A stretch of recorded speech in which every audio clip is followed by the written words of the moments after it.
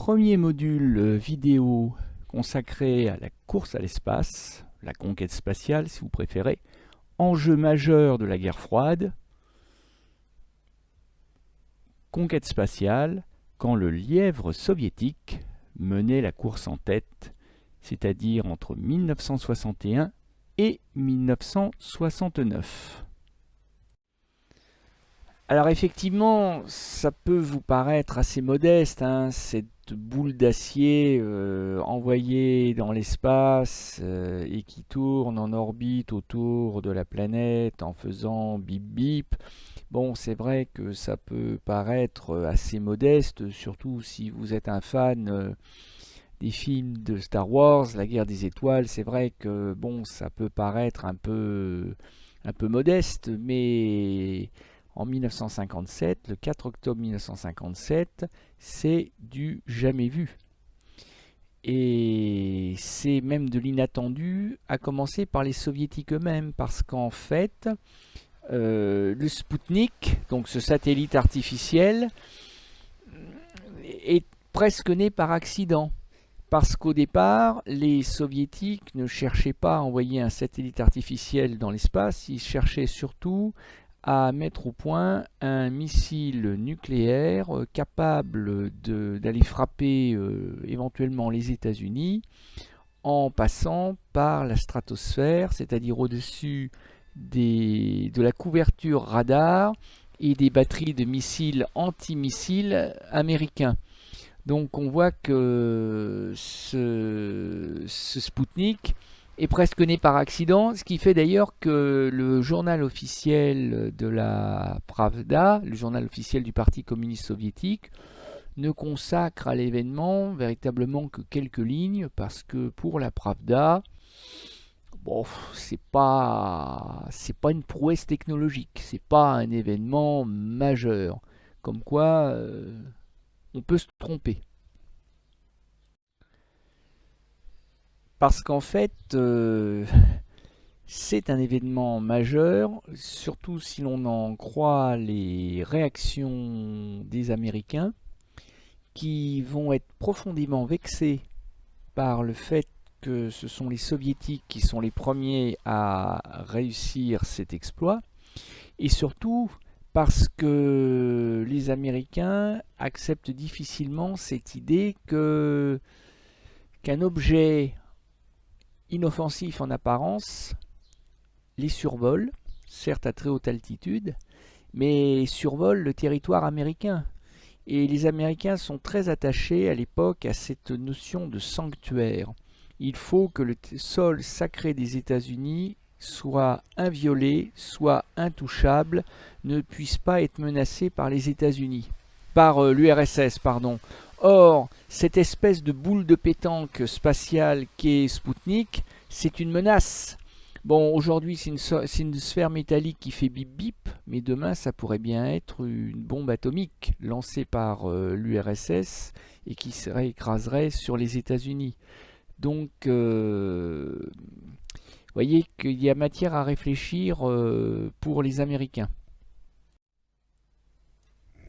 Et les États-Unis n'étaient pas au bout de leur peine et de leurs angoisses, parce que à peine un mois après le Spoutnik et son bip bip dans l'espace, les Soviétiques qui mènent la course à l'espace véritablement en tête, hein, puisqu'ils n'ont pas encore de concurrents de toute manière, vont récidiver.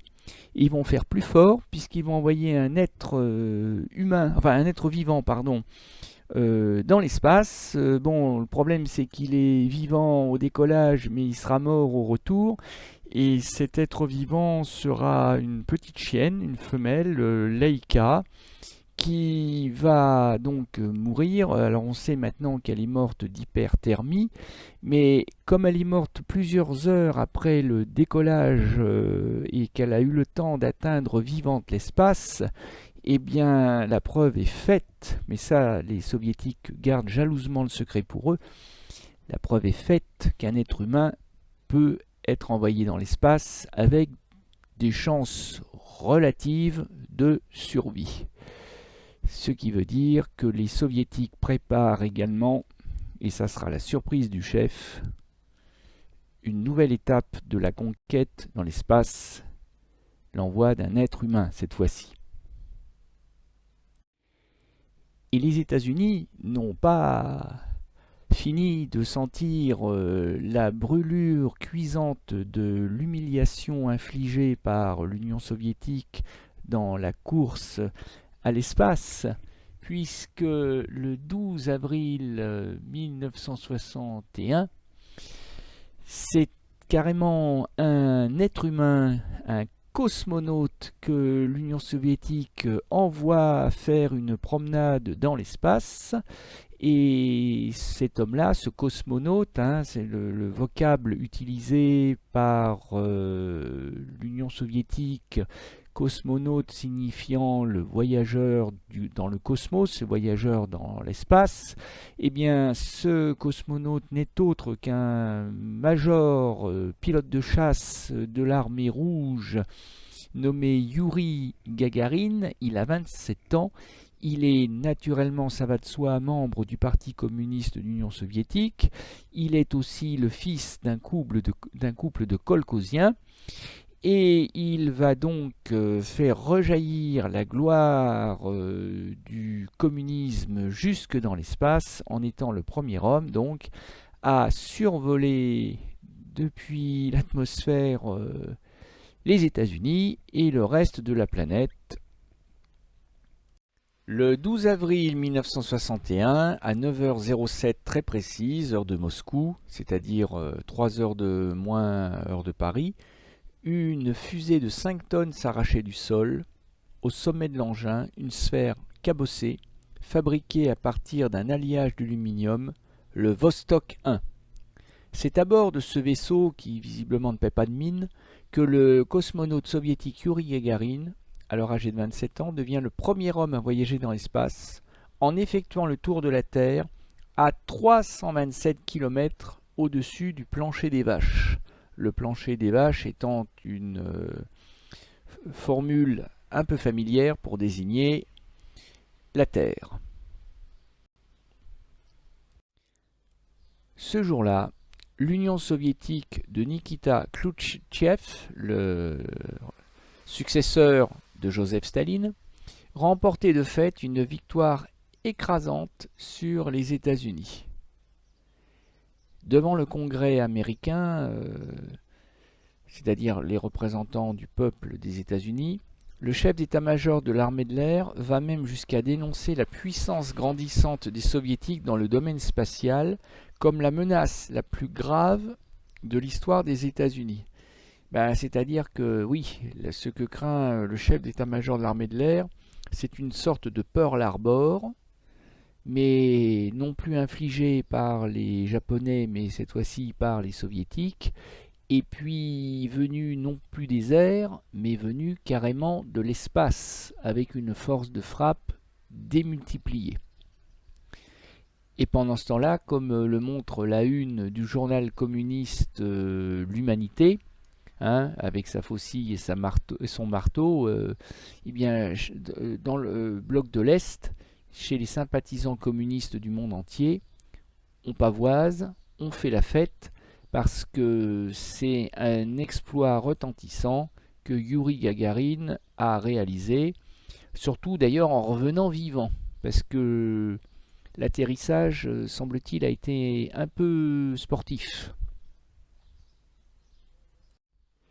Et pourtant, même si la propagande soviétique va évidemment s'emparer de l'événement, et même si Nikita Khrouchtchev, dirigeant de l'URSS, va évidemment se féliciter de cette manifestation la plus éclatante de la liberté authentique du peuple le plus libre du monde, le peuple soviétique, une de ces formules dont les dirigeants de l'URSS ont le secret, eh bien, là encore, il semblerait que les dirigeants de l'URSS, comme pour Spoutnik, aient sous-estimé l'impact que cet événement a eu sur le monde entier.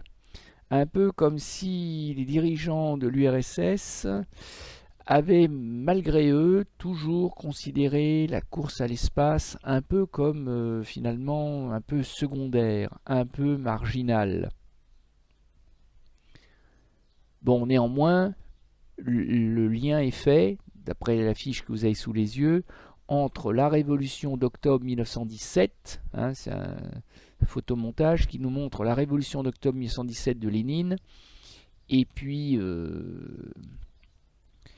ne sait pas trop si c'est Gagarine qui est mis en valeur ou si c'est Spoutnik, peut-être davantage Spoutnik d'ailleurs, mais on voit que c'est à la gloire de l'URSS, les CCCP, c'est les lettres cyrilliques, je vous le rappelle, qui désignent l'URSS.